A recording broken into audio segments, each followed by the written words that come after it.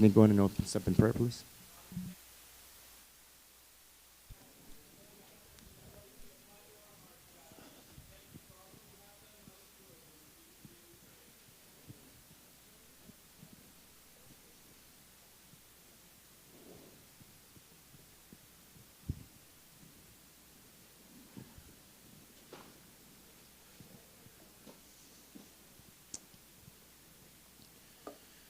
Good morning.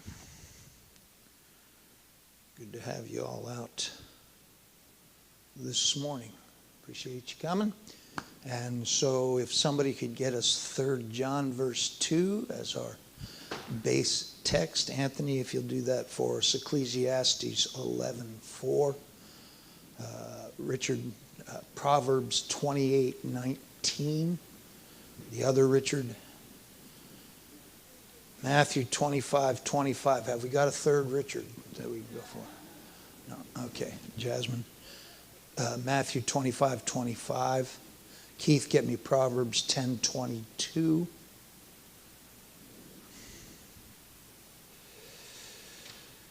Malachi 3:8-10. Sam. And Matthew 24 and 25. Josiah.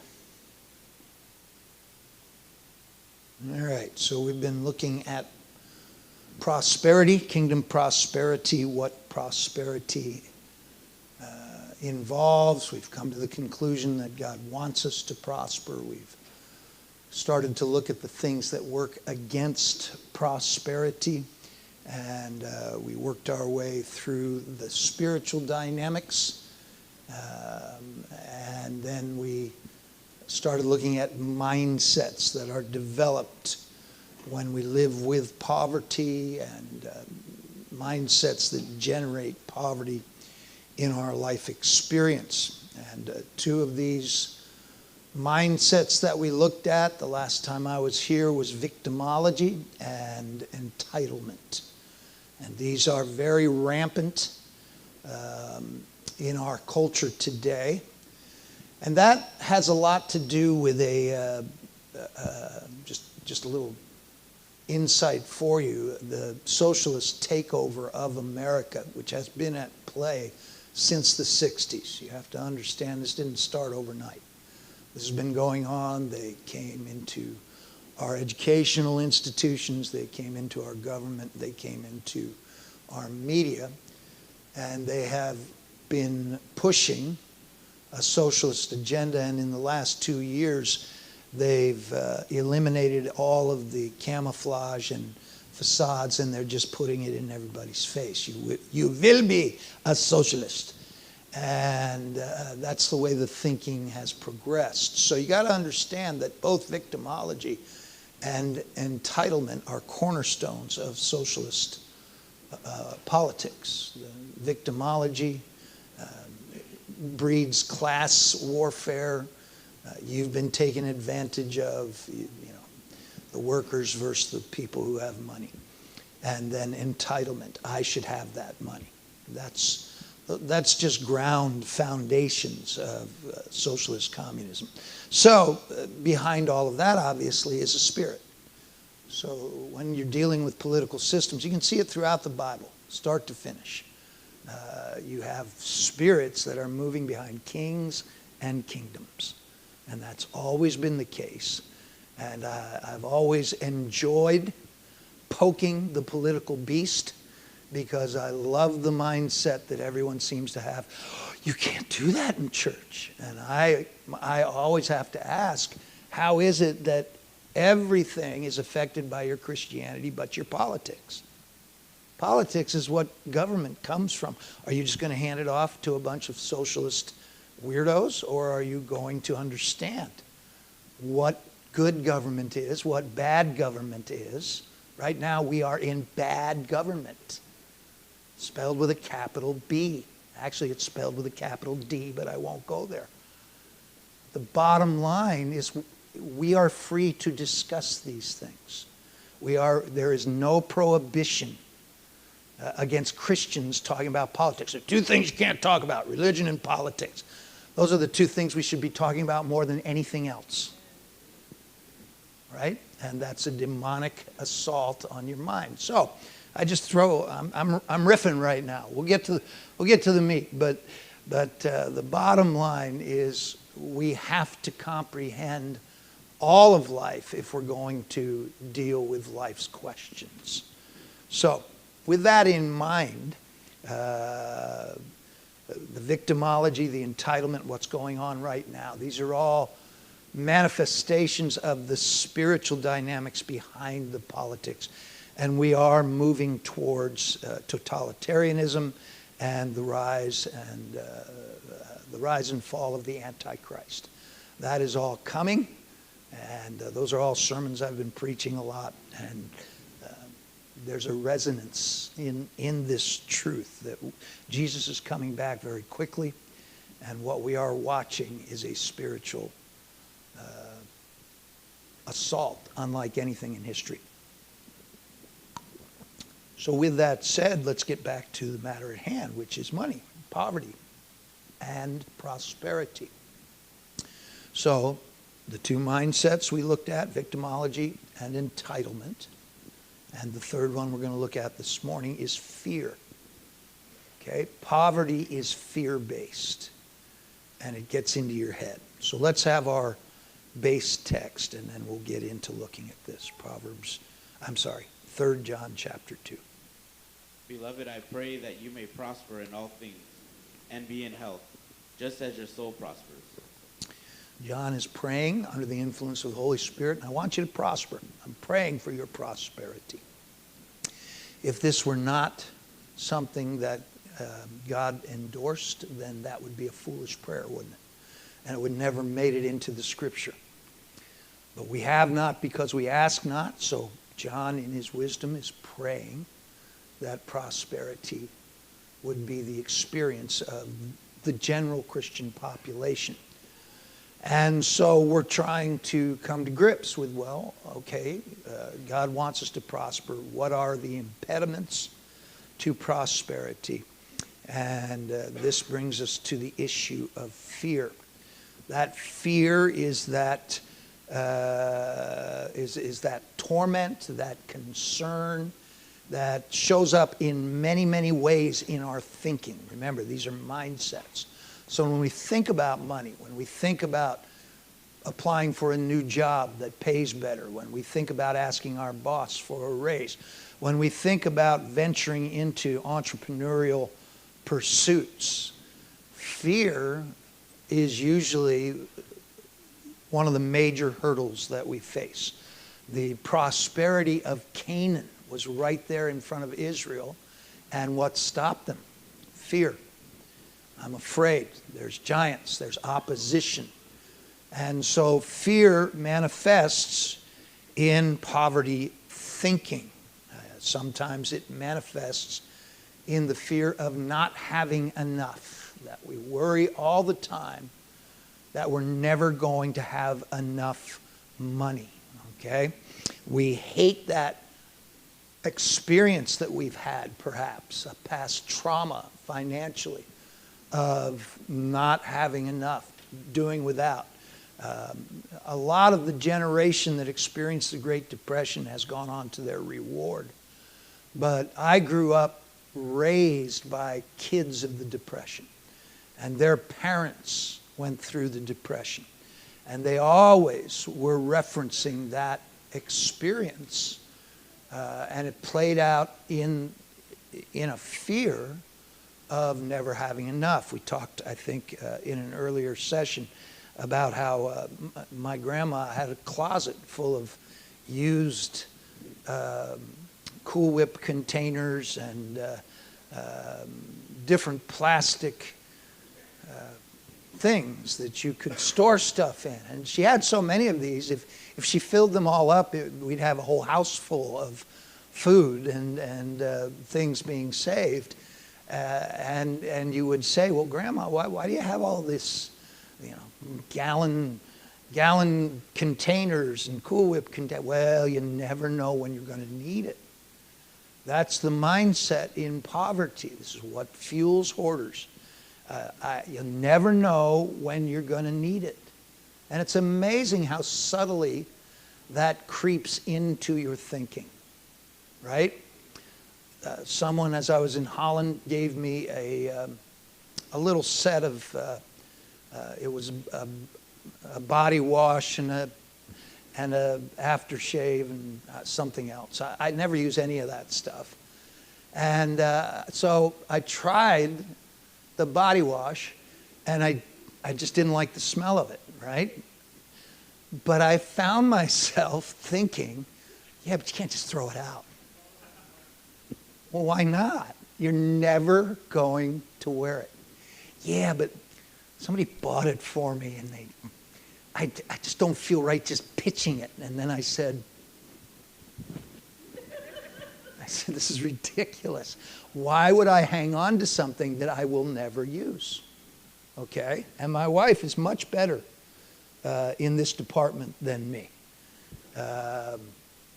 She's right now on the Swedish death cleaning kick, which is get rid of everything before you die.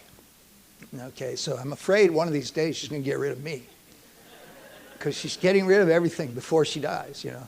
Why do we have this? We don't need it. Yeah, but you never know, right? Every man's garage is filled with nuts and bolts, because you never know when you're going to need it, right? And you've got all of these things that you won't throw out because you never know when you're going to need it. So that is definitely a symptom of fear of not having something, right? That's what's driving that kind of thinking. Many, many times we focus on the negatives, past negative experiences, things that we don't like, that we regret, and they kind of hold us back from venturing and moving out, and we become victims of our fear. So fear causes our decisions about money to be restrained and made on this basis. Yes, I could do that, but. There's always a but. There's always a what if. And that's a fear-generated thing. Ecclesiastes 11, verse 4. He who observes the wind will not sow, and he who regards the clouds will not reap. Okay. The New Century Version says, those who wait for perfect weather will never plant seeds. Those who look at every cloud will never harvest. So we're talking about something that keeps people from blessing, keeps people from increase. You can't have an increase unless you sow the seeds. But I'm afraid, because the weather isn't perfect. You know, they said that there's a storm coming. They said, you know, look at those clouds. Look at that cloud up there. That doesn't look like favorable weather. So I'm not going to go out, and I'm not going to harvest, and I'm not going to experience increase, because I'm dominated by fear. I'm looking at every situation, every possible circumstance, and I'm dominated by fear. There is an odd corollary to this, and it's almost the exact opposite, but it's still the same principle of fear of not having enough. And that fuels foolish and risky decisions, because I'm afraid that I won't have enough. So what am I going to do? I'm going to take my paycheck and I'm going to go down to the casino so that I can generate more. I'll have more. Well, you got a paycheck and that covers your bills. Why do you need more? And many times it's naked greed. I get that. But it's also many times fueled by the fear that this isn't enough. What I have isn't enough. How else do I get more? And so you end up playing the lottery or going down to the casinos. It's very interesting that statistically more people are scammed, more poor people are scammed out of their wealth than wealthy people. More people who have little make really foolish decisions because they think they see an opportunity to gain, right? And not every impulse to gain is fueled by greed. And truthfully, not every impulse to gain is wrong. But you have to be a little analytical. You have to ask, what's driving me? And you have to look at the way it manifests. If my desire for gain drives me to work hard and to think and to get a better education and to follow good opportunities, then all that is proper ambition, a proper drive for prosperity. So that has its place. But if it's a fearful thing, and you see it manifesting in the way that you think about money, then it's a poverty mindset that's going to hurt you. So people follow these scams thinking this will be my solution. This will solve my problem. I win it big and I'm good to go. Proverbs 28:19. A hard worker has plenty of food, but a person who chases fantasies ends up in poverty. Right? Hard work, godly ambition, that produces a lot of gain. There's plenty. But the fool chases fantasies and ends up in poverty. He's looking for that get rich quick or even that one-time shot, that this is going to solve all of my problems and I'll never have to worry about money again. Most people who win big end up without money within a couple of years. So clearly that isn't the way to think about getting ahead, is that one-time shot. Eric. I wanted to know, sometimes when my wife looks at something and I'm like, and she's like, oh, this is really nice, it'll go good with this or whatever. And then I'm thinking to myself, I could make that. I could build that. And then I never really build it, but then, what is that? Is that the same thing? Is that poverty mentality or because I don't mind spending it, but at the same time, if I could build it, what is that? What is that? I'm going to get to that. That is, it can be, all right? It can be a symptom, a poverty mentality. And I think the key is in the fact that you never do it. I think that's defining a little bit. I've always worked with my hands until now when my hands don't work well. but I've always done that, and I do the same thing. I remodeled our whole bathroom. I could have spent $30,000 on that remodel job. I did it for almost nothing, and it came out beautiful. But I did it, right? I didn't just say, well, I could do that. There was a motivation. And that was a bit of godly ambition because it upgraded the value of my home. So it was an investment. It was worth it. But by the same token, and back to your point, is many, many times it's that fear. Well, if that's going to cost a lot. We're measuring the decision out of a fear of how much it's going to cost.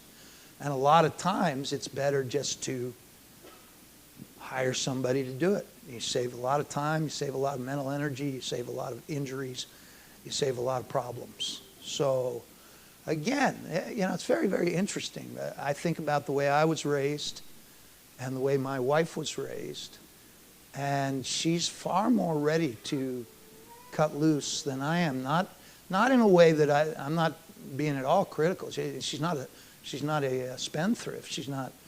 I don't even know what a spendthrift means, but I think it means somebody who just throws money at stuff. She's not like that, but she isn't bothered by the idea of hiring a gardener, right? Well, I could garden, but I don't.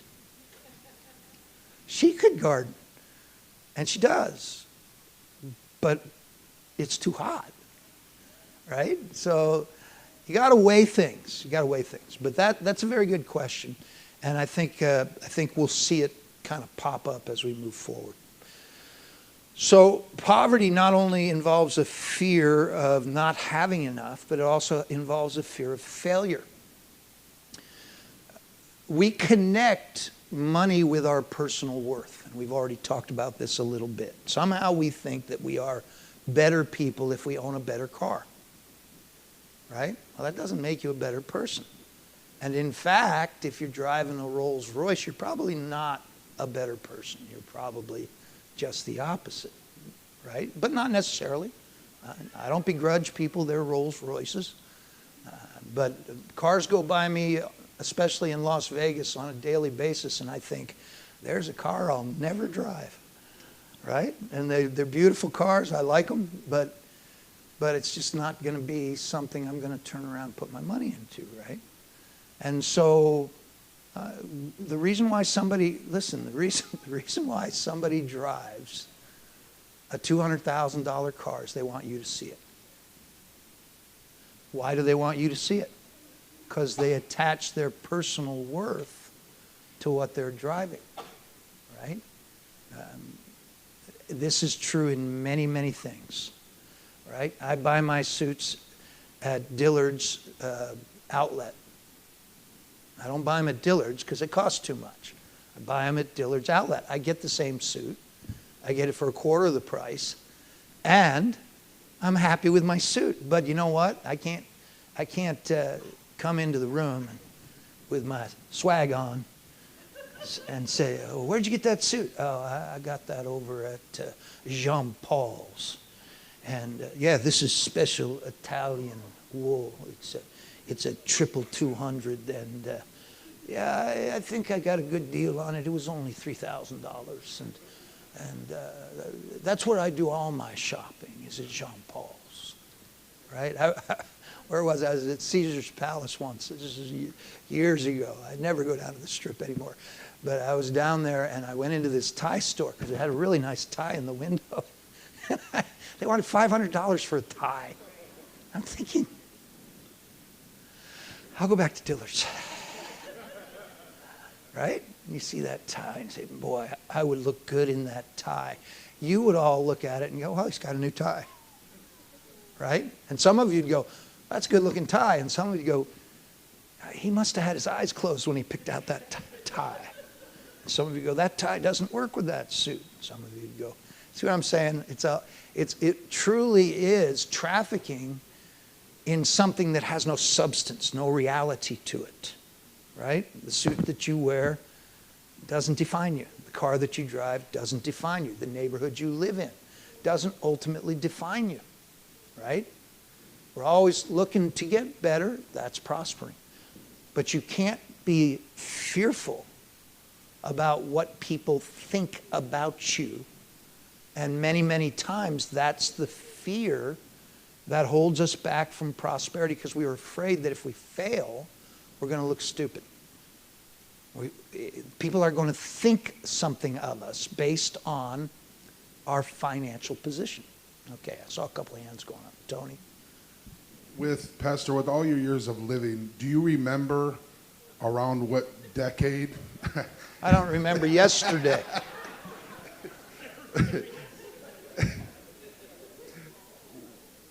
Has our country always been focused on materialism, or do you remember when the switch happened? The switch actually happened after the Second World War. You had people that had been traumatized by a string of events. You had the First World War, you had the Depression, you had the Second World War. Up to that point, America was largely rural. Most people made their living farming or living off the land. As we urbanized, which actually started way before that, back in the turn of the 19th century, urbanization has a very strong influence on this thing that we're talking about, what people think of me. I preached a sermon a number of years ago about how anorexia, the whole idea of losing weight to the point that you actually die, they traced that right back to urbanization, to what people thought about image. All of that started playing out. So you have that factoring in. But you have lots of people coming back from the war and thinking this way: I don't want my children to have to go through what I've gone through. So that seems like a very noble cause. But the truth of the matter is it ruined their children. It destroyed their sense of value. They didn't want them to have to work hard. They didn't want them to have to struggle. And that created entitlement. That created materialism and consumerism. They came back. They for the first time, they were able to buy houses on credit. You couldn't do that before. And then credit kicked in. So all of it really started in my dad's generation. And then it just blossomed and it grew. And then you've got all these contributing factors. You have technology. You have TV, all right? TV pretty much came into existence around the time I was born, right? And first black and whites. But what that does is I'm no longer living on my little farm with no awareness of what's going on anywhere else in the world. Now I'm looking at how other people live. And I'm looking at the advertisers all started using TV. And you know what? If you use this kind of toothpaste, you'll marry a rich model, right? If you drive this kind of car, everybody will know. So there's these contributing factors that have created this consumerism and materialism that we wrestle with every day. And that led to this evaluation of human worth through materialism. Yeah. Jasmine. Two things I wanted to, because I was thinking about this from last week's study, how you always talk about the separation of state and church. But if we know our history, Jerusalem was a place where politics came from, and church, it was together. Jerusalem was the power where God reigned, where it was not separated. They went hand to hand. But through time, when they conquered Jerusalem, they separated state and church. But the state and church was never separated. It was always where God reigned, because we have to have good politics that the church backs up. Right. The church has to back up the policies that go out. And then I've been thinking about even America, like what's going on right now with the debt ceiling. Yeah. How they keep raising it. Why? Because they don't know how to spend their money. Right. They just keep borrowing and borrowing and borrowing money that America does not have. And it brings a poverty spirit not only to the country but to the people, because we are, the scripture says, the borrower will be a slave to the lender. Yep. So America is no longer free. They want to say they're free, but they're actually enslaved by other countries because of their spending, because of their poverty spirit, because they've dragged their people into poverty. Yep. So it's not flourishing no more. It's pretty much done for. Yep. How are you going to pay trillions of dollars? You can't. And now they want to remove the cap on what they were going to spend. Yeah. They So raised now- it. Yeah. Raised it $4 more trillion, but that's So- called savings. That is not savings. That's fairly obvious. That's not savings. Are you an economist? Do you have a degree in mathematics? No, but I know the Word of God. Not only do you know the Word of God, but you have common sense. Right. You go, "Oops. Yeah, I'd like to go down to the bank tomorrow and say, I need to borrow $4 trillion. What do you think? What do you think they'd say? Think there's any chance of that? But now, what is it? China and Japan own most of America's debt. Yeah. So that's who's running this place. Yeah. So we have given ourselves, America has given themselves to that poverty spirit. Yep. And we've given our children to it, And which your is the children, saddest right. part.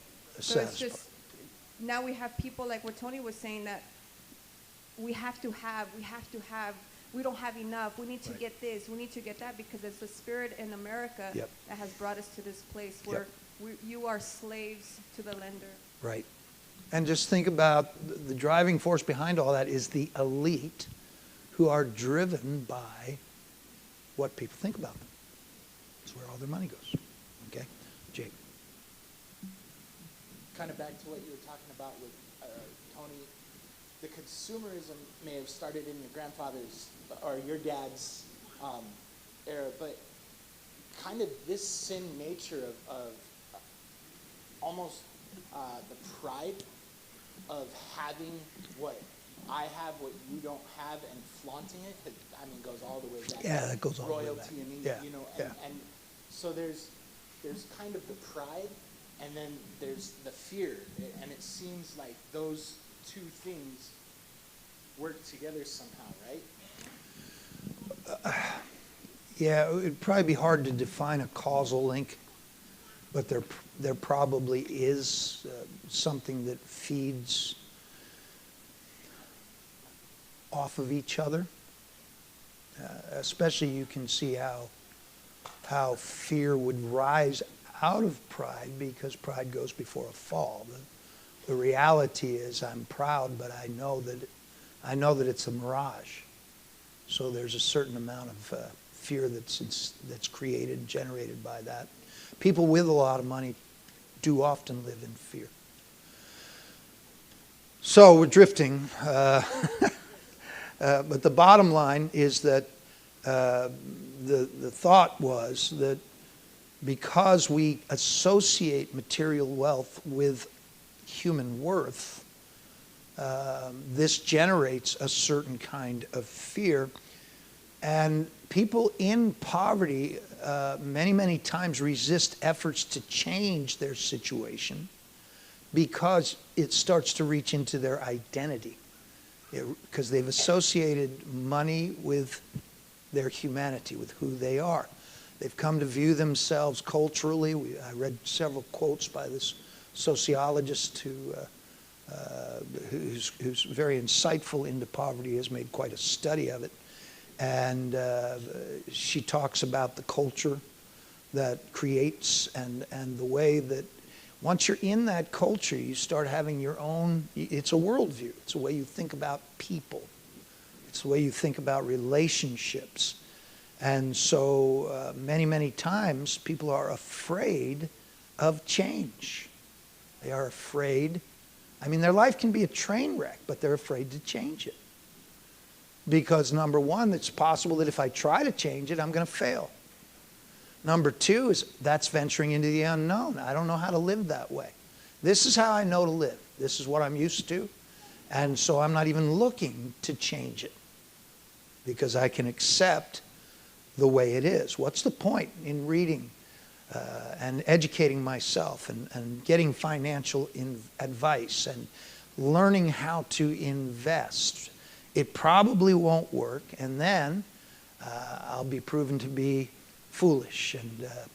And besides which, that whole group, I'm not sure I even want to have anything to do with those people, right? Because they're not part of my group. That's a different stratum. And I'm not sure I'm prepared to function there. And again, there's a certain amount of wisdom. I mean, you know, the truth of the matter is people get strange the more money they get. I was thinking about Harrison Ford. I read an article about him yesterday. And the guy's 80 years old, and he's doing another Indiana Jones movie. I don't know how he's doing that. It's got to be CGI or AI or who knows what it is. But he was talking about, I'm drifting. I'm completely drifting here. But he was talking about, he had one scene where he's riding this horse and he gets to the end of the ride and all of a sudden he feels these hands all over his legs. And he looks down and there's all these people, these stagehands that are afraid because he's 80 years old, he's going to fall off his horse. So they're all trying to help him off his horse and he's, get away from me, right? Where did that thought come from? That thought came from how weird Hollywood is and how weird people are that live in that kind of environment, and how it might be wise for us to say, I don't really want to be a part of that culture.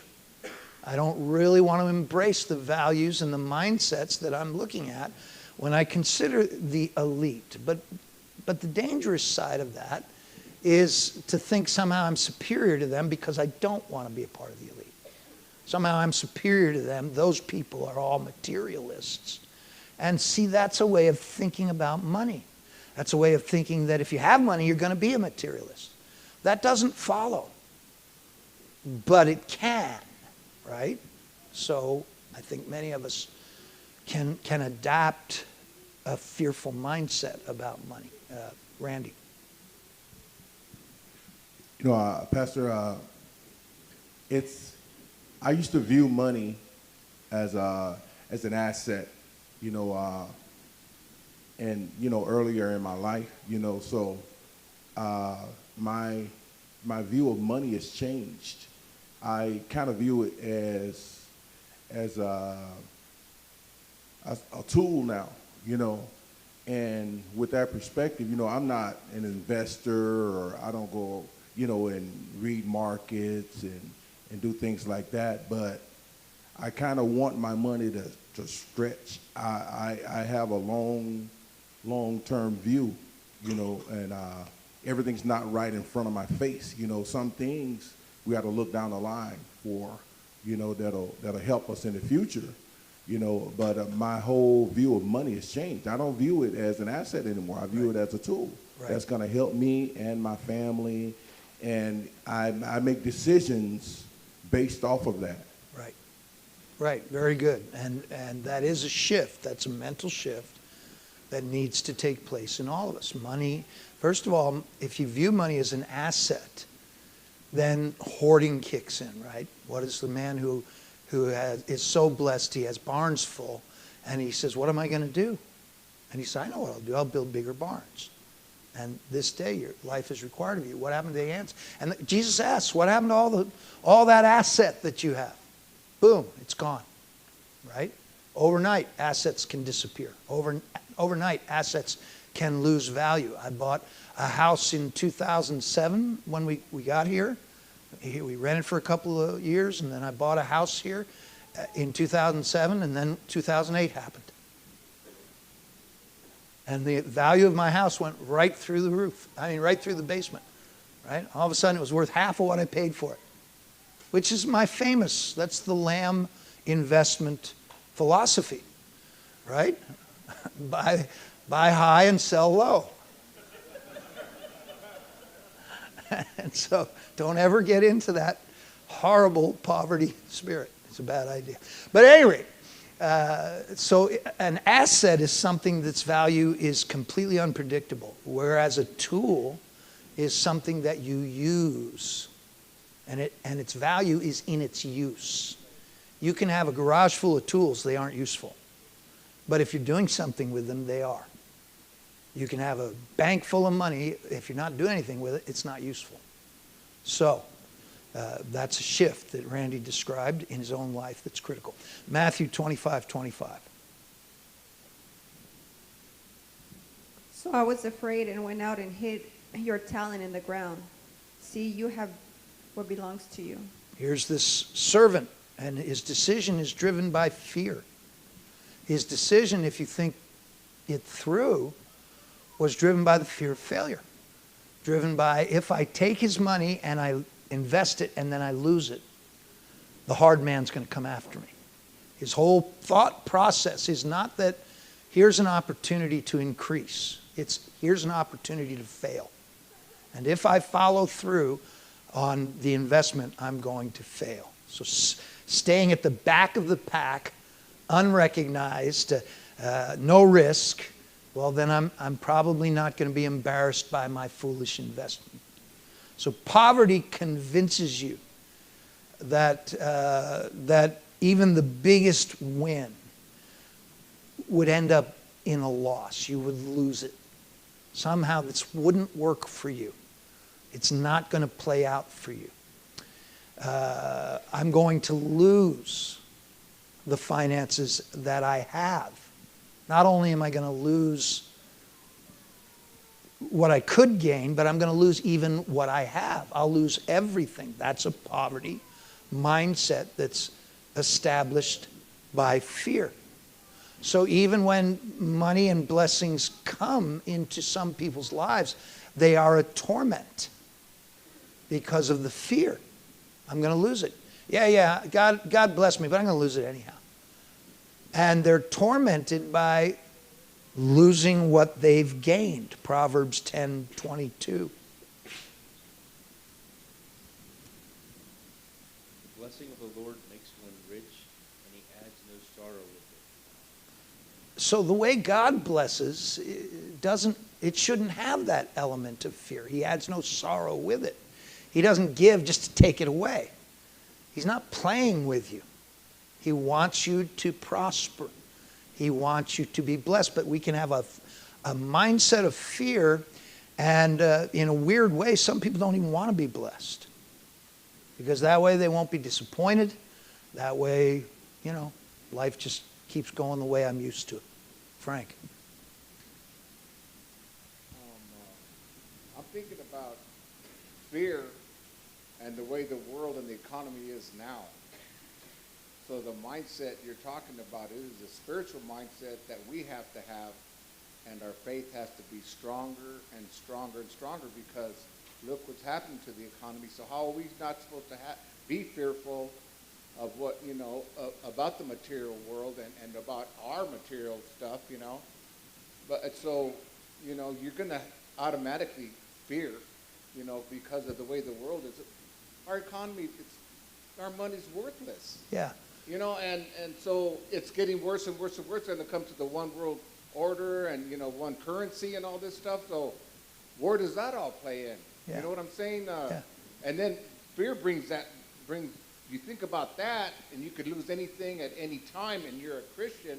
So what do? You put your trust in the Lord, you go into Scripture, and then you say, look, this is what God says, and we have to believe this no matter what's going on in this world. Absolutely. Who owns the gold and the silver? Wall Street? The bankers? The Fed? Joe Biden? Who owns the gold and the silver? If you believe the Bible, God owns the gold and the silver. If you believe the Bible, it's God that gives power to get wealth. If you believe the Bible, you're not supposed to worry about anything, because you'll always be dressed better than Solomon. You'll always have more to eat than the birds. You'll always be taken care of, if you believe the Bible. If you believe CNN, you're an idiot. If you believe anything other than the Bible that contradicts the biblical worldview, you'll be mistaken. You'll come to bad conclusions. You'll draw conclusions that will lead you into bad decisions, because we always follow our brain. So you've got to know that this is what God has said, and this is what I'm building my life on. I'm not worried at all about what's going on in the economy. I can stand here and say that honestly. I don't worry about what's going to happen in the stock market. Number one, I don't have any stocks. Number two, even if the stock market completely crashed tomorrow, God would meet my needs. I am convinced of that. After 49 years, He doesn't have to show me anything else. He has shown me from start to finish that He knows how to take care of me. Okay? And I am convinced. I'm a believer. You've got to embrace a biblical worldview. And it is not a poverty mindset. The poverty mindset moves, as Frank eloquently described this. You start looking at things, you start drawing conclusions, and then your mind goes places. And now you're fearful. And now you're worried about what's going to happen. The very thing Jesus said, don't worry about. Raul. I've heard somebody once say that billionaires lost millions and millionaires lost thousands, and the poor lose nothing because they take the risk, And I talk to some people, it's like, Hey, buddy, I know you're young and strong. You know, you're at the car wash. I mean, honestly, you're just spinning your wheels there. Trust me, you're not going to be there for 10, 15 years. Go get a union job. Go work for the city. Right. But they'll stay there like 5 years. No, because they're afraid. They're afraid to go somewhere because, no, what if, dude? Yeah, that's it. You're nailing it. That's the fear. I'd rather, I mentioned it the last time we talked about it 2 weeks ago. I said the Chinese proverb is a bird in hand is better than two in the bush. But it's not. The truth of the matter is if you could get the two in the bush, you'd be better off than one bird in your hand. Better yet, hold on to the bird you got and then go get the two in the bush. Now you got 3 birds. Right? It's a way of looking at things and understanding where you are is not where you're supposed to be, no matter where you are. Because life in Christ is always a progression. It's always moving forward from glory to glory, not from glory to wreckage. It's from glory to glory, and this is true in the realm of finance as much as it is in spiritual development. Okay. All right. Now let's dig a little deeper on something Eric brought up, and that's the fear of spending. Right? He says, well, she wants something, but I could do that. I could make that myself. We won't spend the money on that. So this plays out in so many different ways. Fear of spending. Being afraid to spend. Right? And again, this was a huge problem for me when I was younger. Because I had a poverty mindset, and I didn't fully understand that's what it was. But I was fairly persuaded that I was going to fail in life. And I was fairly persuaded that I couldn't take care of a family, let alone take care of myself. And these are ways of thinking that played into my daily decisions. So when I met Gail, I was in the habit of buying my shoes at Kmart, which no longer exists, which tells you something about Kmart. Right? And I would buy these shoes. And one of the first things she commented on is, where'd you get those plastic shoes? And I would say, they're not plastic, because I didn't know what they were. But sure enough, I would buy my plastic shoes at Kmart, and they'd last 6 months tops. And then they'd fall apart. And so she was always pushing me. You know what? You need to buy some good shoes. I don't know what her fixation on shoes was. But she was so I remember buying my first pair of leather shoes. And I felt like I had committed a crime. I felt like I shouldn't spend this kind of money on a pair of shoes. Why should I spend, and this is back when a good pair of leather shoes cost you about, I don't know, $60, $80, tops. And that would be good Italian leather. And, you know, Kmart shoes cost about 10, right? And so I shouldn't have shoes like this. Well, why not? There's a way you think. And there's a fear of spending that much, right? Spending, if I spend that much, I can't spend that much. Let me tell you, a DeWalt drill will last a lot longer and you'll get a lot more done with it than a Harbor Freight drill. A Harbor Freight wrench will probably break before you get the job done. But it's so much cheaper, right? I'll save money. No, you'll spend more because you have to go buy another wrench, which costs you gas, costs you time, right? And you'll probably go through 5 of them if you had just bought a decent, well, back in the day it was Craftsman. I don't know what the good wrenches are anymore, but if you spend more, you get more. How many of you have ever heard the saying, you get what you pay for? How many of you ever gone on Amazon in search of something and you see this? Okay, I got an Oral-B electric toothbrush, right? And you've got the Oral-B electric toothbrush heads. But then you've got the Ting Tong Fing Dang electric toothbrush heads. And they cost, 2/3 of what the Oral-B does. And so I don't know too many Chinese people with bad teeth. So I figure, well, let's save money and buy the Fing Fong Ding Dang. And you get the Fing Fong Ding Dang, and it doesn't look anything like the Oral-B. And it's got about 1/3 of the bristles. And it's like, right? You know exactly what I'm talking about, right? Amazon is filled with Fing Fong Ding Dangs. And 9 out of 10 times, you'd be much better off spending a little extra and getting something better. Is that racial arrogance? I don't think so. I think the whole issue has to do with a care. I would rather own a Swiss watch than an Apple Watch. Now, I own an Apple Watch because I like them. They're cool. I can talk to Mars. There's things that I can do on my Apple Watch that I can't do with a Swiss watch. But a Swiss watch will last forever. Why? Because they take incredible care about what they produce. The best products on the market are Swiss. Unfortunately, they don't make everything. If they did, everything I owned would probably be Swiss because they are incredibly meticulous. It's in their culture. It's what they pay attention to, as opposed to a growing industrial complex that could care less about quality. Right? It used to be you bought a house, you could expect that house to stay standing in 150 years. How many of you think your chipboard house will still be here 150 years from now?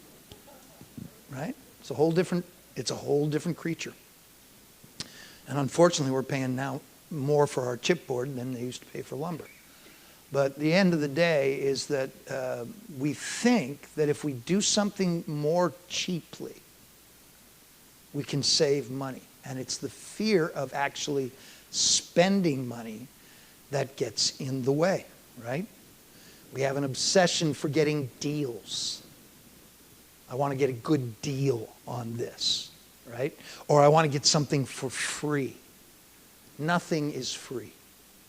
There's always something that comes with it. Buying the cheaper alternative. And there's a great delusion that somehow this is more economical, but it isn't. Okay, I saw a couple of hands. Randy and then Jazz. I'll say, Pastor, I'm guilty of that, because my wife and I went shopping last year for Father's Day, and she wanted me to get these jeans. And they were like $85. I was like, no, I can't wear those. So I'm guilty. Were they like Levi's or? No, they were Ariat. Ariat, yeah. Good I'm jeans. Guilty Yeah. because I didn't get those jeans, Yeah. I guess. I don't know. I went and got some Wranglers. They feel good, Yeah. Yeah. Okay, so that's a good qualifier, right? I'm not talking about being foolish, right? I'm talking about the fear of spending. Doesn't mean that you have to buy the most expensive. It doesn't mean you have to buy something that's more expensive. There's always, comparative realities. And it's wise to, especially the more expensive an investment becomes. Don't just buy the first car that you think is cool. Look at the features, look at the mechanics, look at the engineering, look at the reputation, look at the repair costs, look at the gas usage. There's a lot of things you ought to think about before you buy a car, and you ought to compare things, and you ought to shop for a deal. I'm not saying it's wrong to do that. What I'm saying is it's wrong to have a car that can't get you across town because you're afraid to spend the money on a new car. Right? Sometimes you just gotta buy new cars, or secondhand cars that have low mileage. Good cars that you've researched and you've looked for a deal. There's nothing wrong with that. That's not a poverty spirit. That's wisdom, right?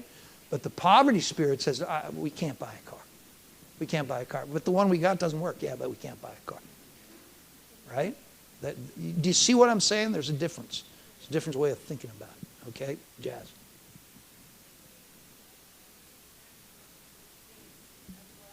Yeah, But jeans. I always, I try to implement to my kids, quality over quantity.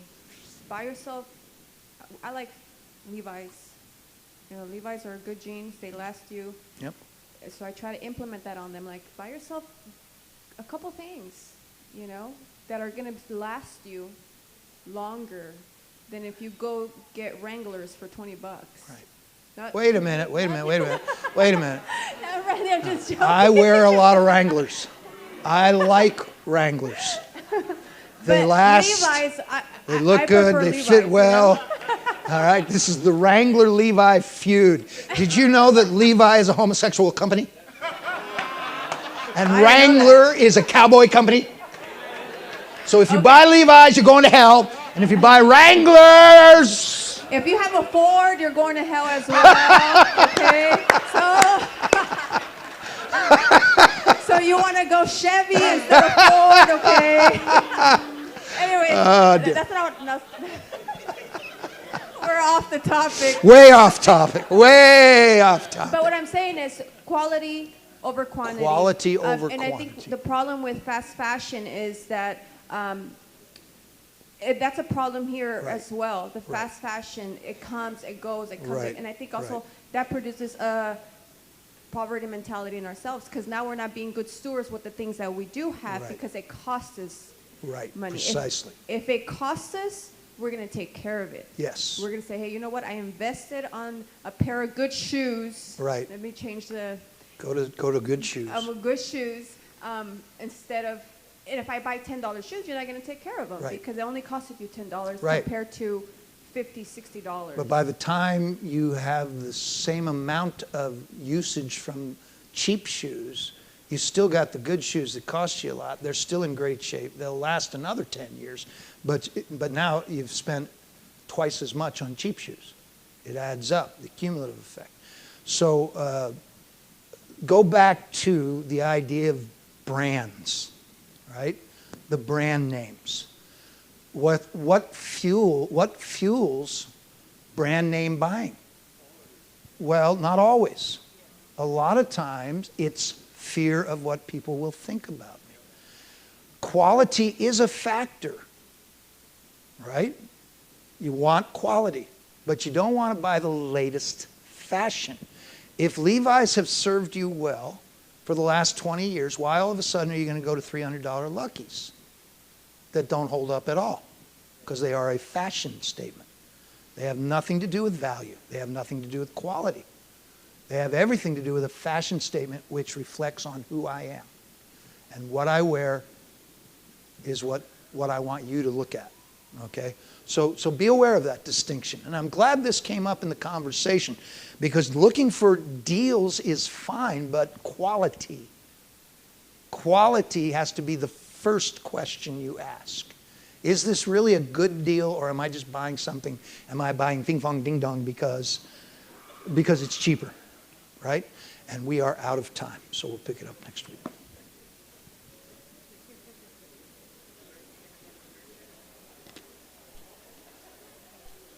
I talked about my Kmart shoes.